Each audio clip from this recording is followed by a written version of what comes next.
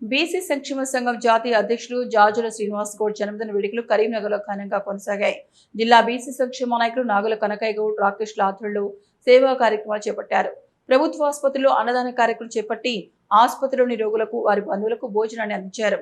బీసీల సమస్యల పరిష్కారం పోరాడుతున్న శ్రీనన్న నిండు నూరేళ్లు ఆరోగ్యాలతో వర్ధిల్లాలని వారు ఆకాంక్షించారు.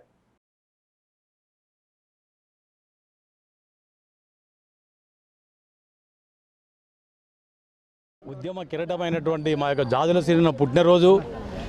ఆయన ఆయుర ఆరోగ్యాలతో ఉండాలని, బీసీల ఆరాధ్య దైవం ఆయుర ఆరోగ్యాలతో ఉండాలని, అదేవిధంగా ఇలాంటి పుట్టినరోజులు ఎన్నో శతాబ్దాలుగా ఉన్నటువంటి ఒక బీసీల అణగారిన దానికి ఆయుష్ పోసుకొని నిండు నూరేళ్ళు చల్లగా ఉండాలని చెప్పి కోరుకుంటూ మా యొక్క బీసీ సంక్షేమ సంఘం, ఇటు మహిళా సంఘం, విద్యార్థి సంఘం, యువజన సంఘం, ఇటు కుల సంఘాలు అన్నీ కలిసి ఈరోజు ఒక సివిల్ హాస్పిటల్లో అంటే సర్కారు దవాఖానలో ఈ పేషెంట్లా ఉన్నటువంటి అటెండెంట్స్ అందరికీ భోజనం పెట్టడం జరిగింది.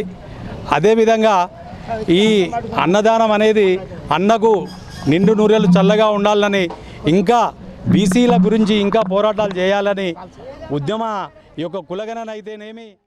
బీసీ సంక్షేమ సంఘం జాతీయ అధ్యక్షులు జాజుల శ్రీనివాస్ జన్మదినం పురస్కరించుకొని దేశవ్యాప్తంగా గ్రామాన జిల్లాల వ్యాప్తంగా ప్రతి గ్రామంలో ఆయన జన్మదినం పురస్కరించుకొని అన్నదాన కార్యక్రమాలు, రక్తదాన శిబిరాలు మరియు కేక్ కటింగ్ చేయడం జరిగింది.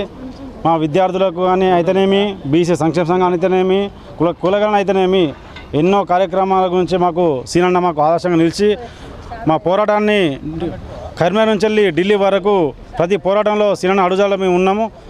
ముందు భవిష్యత్తులో కూడా సీనన్న రాజకీయంగా ఎదిగి మా అందరికీ ఆదర్శం చేసి మేము కూడా రాజకీయంగా ఎదిగి బీసీలకు. ఈరోజు బీసీ సంక్షేమ సంఘం జాతీయ అధ్యక్షులు జాజుల శ్రీనివాస్ అన్న గారి జన్మదినం సందర్భంగా ఈరోజు స్థానిక కరీంనగర్లోని ప్రభుత్వ హాస్పిటల్లో అన్నదాన కార్యక్రమం బీసీ సంక్షేమ సంఘం జిల్లా ఆధ్వర్యంలో నిర్వహించడం జరిగింది.